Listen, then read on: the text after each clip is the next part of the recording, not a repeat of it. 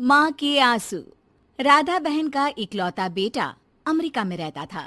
एक दिन राधा बहन का किराएदार कहता है, अरे माँ जी अकेली बैठी रहती हैं, बेटे के पास क्यों नहीं चली जाती? अरे कैसे चली जाऊं, नई नई शादी हुई है, अभी तो थोड़ा बहू के साथ समय बिताएगा, तभी तो दोनों के बीच समझ बढ़ेगी ना। अरे कैसी बात कर रही हैं माँ जी, समझ बढ़ाने के लिए 5 साल काफी होते हैं।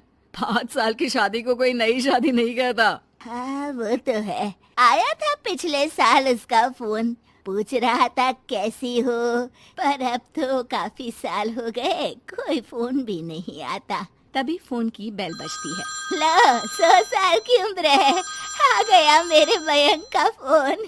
अच्छा कैसे पता कि ये फोन उसी का है?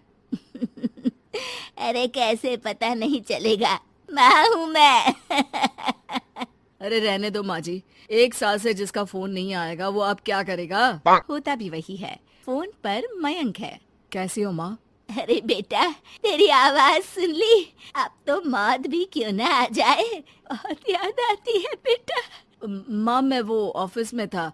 अच्छा माँ, वो रीना बोल रही थी कि तुम अकेली रहती हो इंडिया में, वो ठीक नहीं है। अब बुजुर्ग भी तो हो रही हो, अकेले पकाना खिलाना, वो चाह रही है कि अब तुम यहीं आ जाओ, हम लोग साथ रहते हैं ना। राधा बहन की आंख से पानी गिरने लगता है, वो कुछ नहीं बोल पाती। माँ हेलो, सुन रही हो ना माँ? हाँ बेटा तेरे साथ रहूंगी, सुबह शाम तुझे देखूंगी, और क्या जीवन में है तेरे पापा के जाने के बाद।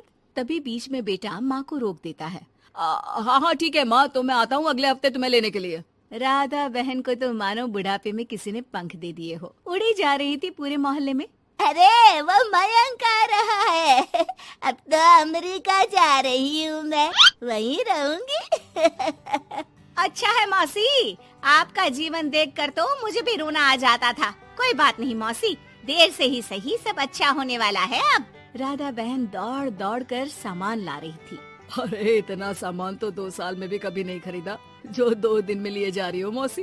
अरे बेटा आ रहा है ना अमेरिका से। अच्छा अच्छा, तो पकवान बनाने की तैयारी चल रही है?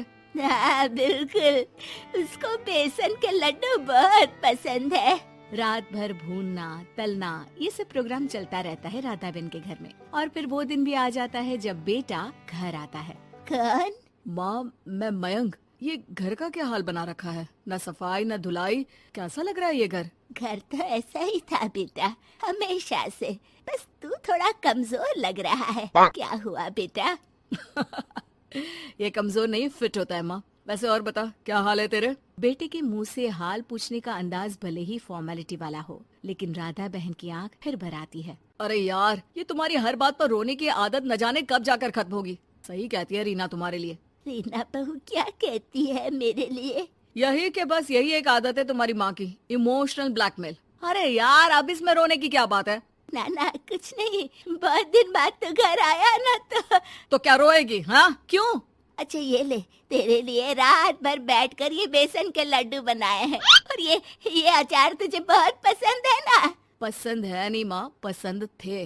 अब तो फिटनेस के लिए ये सारी फालतू चीजें मैं खाता भी नहीं हूँ। ये फालतू चीजें खाकर ही तो तू बड़ा हुआ है बेटा। अब रहने दे माँ, क्या क्या खिलाकर बड़ा क्या है, मुंह मत खुलवा। कौन देशी घी में शक्कर डालकर पराठे के साथ खाता है? वो तो तुझे पसंद थे ना बेटा, तभी तो बनाती थी, नहीं बनाती थी तो रोता था तू। अरे तो रोने देती ना माँ, अब सारी समस्या उसी खाने से है शरीर में। वो तो भला हो रीना का, जो हेल्दी डाइट देकर सब मेंटेन कर रही है। राधा बहन बेटे की आने की खुशी में इतनी दीवानी थी कि उसे बेटे के बात का अंदाज और लहजा समझ में नहीं आ रहा था। अच्छा रुक, पालक वाली दाल बना देती हूँ। रहने दे माँ, मैं होटल से ऑर्डर कर देता हूँ। इतने साल बाद होटल का खाना, माँ के खाने की याद नहीं आती थी?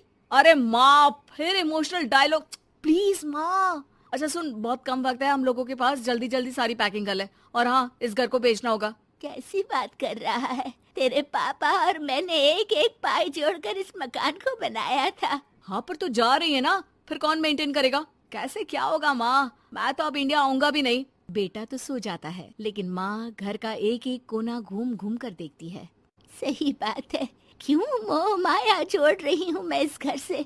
आखिर बेटे के साथ रहना ही तो होता है हर माँ बाप को, लेकिन इनकी यादें हर एक कोने औने पौने दामों में घर को बेच बेटा और माँ एयरपोर्ट के लिए रवाना हो जाते हैं। माँ यहीं बैठ, मैं अभी आया। नहीं नहीं बेटा, मैं साथ रहूंगी, पहली दफा आ रही हूँ ना। अरे माँ, टिकट, बोर्डिंग, सामान, चेक इन 10 काम है, करके आ रहा हूँ ना। ठीक है, जल्दी आ जाना, यहाँ घबराहट होती रहेगी।